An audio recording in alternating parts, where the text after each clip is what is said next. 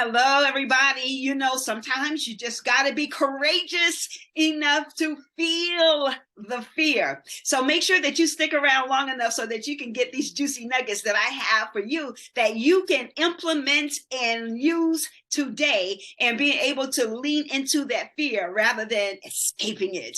All right. So if this is your first time visiting my YouTube channel, I like to say welcome, and I'm so grateful you are here today. And if you are a returning viewer and you are already subscribed to my channel, I'm glad that you are part of my YouTube community. So make sure that if this is something that you want to be a part of, click that subscribe button so that you can be a part of what I'm building here. And I'm just grateful that you are here. But women leaders, listen.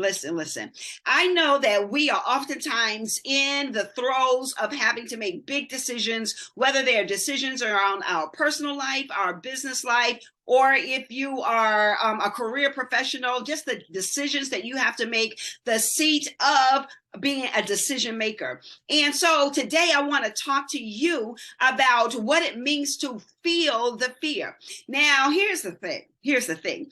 We oftentimes instinctively want to run away or to step over, meaning we want to avoid the thing that is uncomfortable, avoid the thing that's going to stretch us, avoid the thing that may make us feel like you don't have a handle on the outcome. And so when you embrace this idea of like, I'm fearful, like what if that thing right there is a beast and it is unholy, right? Okay, so what I'm talking about today is for you to be able to implement the things that I'm going to share with you today so that you are, although it may seem counterintuitive, but if you press through it and implement what I'm going to share with you today, you will be able to look at that fear and say, hello, fear. And one of the things that I really enjoy applying to my life, as well as sharing with my clients, is to allow your fear to be your ally rather than your adversary. You guys write this down, tweet it, and just say, my fears are my allies and not my adversary, right? So when you allow your fear to be your ally rather than your adversary, guess what? You disempower the fear. Well, the word I'm looking for is you disarm. That's the word. You disarm your fear. You disarm your adversary.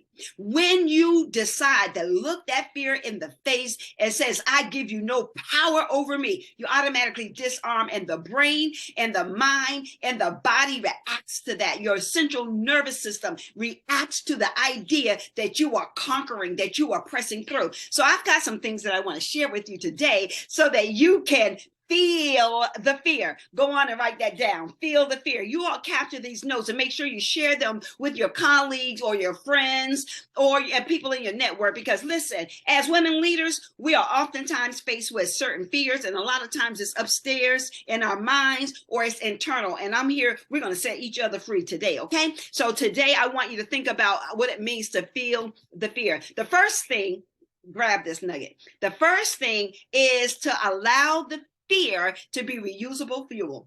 Yes.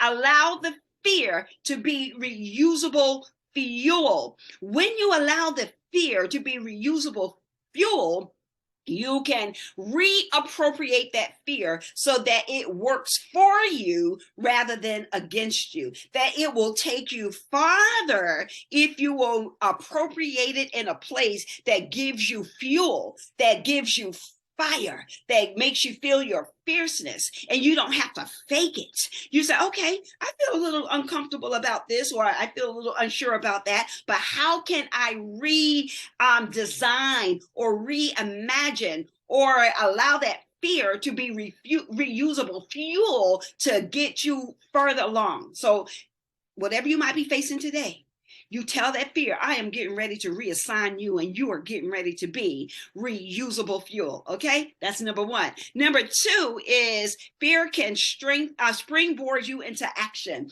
Absolutely. Do you know that every day there is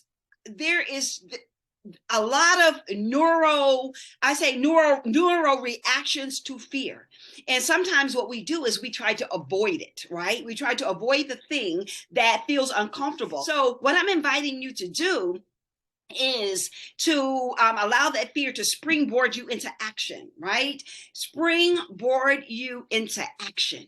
You can do it. When I allow the fear to springboard me into action, you know what I do? I said, what is the thing that's hard for me right now? And take action on it.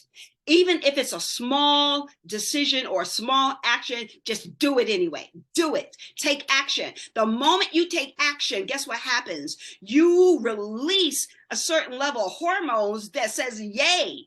Yay, go for it. You know, you release these hormones that make you feel good because instead of you being shackled and bound by your fear, you're allowing your fear to set you free, right? So that you can springboard into action. That's number 2. Number 3, fear can crank up your creativity. Fear can crank up your creativity. I cannot tell you how important it is to allow fear to activate your imagination, to allow fear to crank up your creativity. In other words, sometimes what is not visible in front of you in the place of comfort becomes alive when your back is against the wall, right? When you're feeling like, man, like I don't have a choice here. I got to come up with something. Rather allowing that fear to crush your sense of who you are and crush your creativity, you are allowing the fear to not only to champion your creativity and to crank it up. So here's what you do. What you do is whatever fear you might be facing, or you may feel like you're out of options, just sit for a moment in it. So feel it, feel the fear. So it says, okay, what is the thing that I might be missing that I can take action on? Or you just sit in it for a minute. Feel the fear so that you can say, okay, all right, what haven't I done already that I can do right now? You see what I'm saying? So it cranks up your creativity. And the last thing that I want to say is that fear pushes you to do it anyway.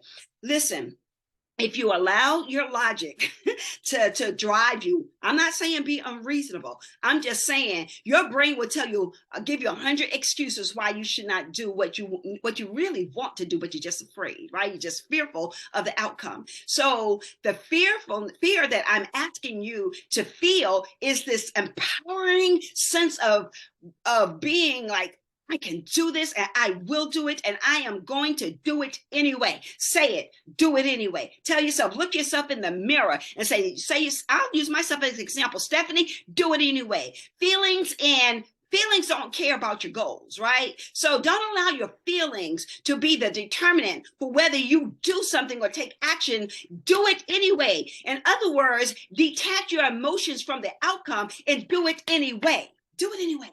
All right. So listen, this is brief, but it's powerful. But I want you to go on and implement these things today. So as a recap, you want to feel the fear. You want to feel the fear. All right. You want it to be reusable fuel. Number 1, you want fear to springboard you into action. Number 2, number 3, you want fear to crank up your creativity. And number 4, you want fear to push you into this action of do it anyway. You've got this. I believe in you. Believe in yourself.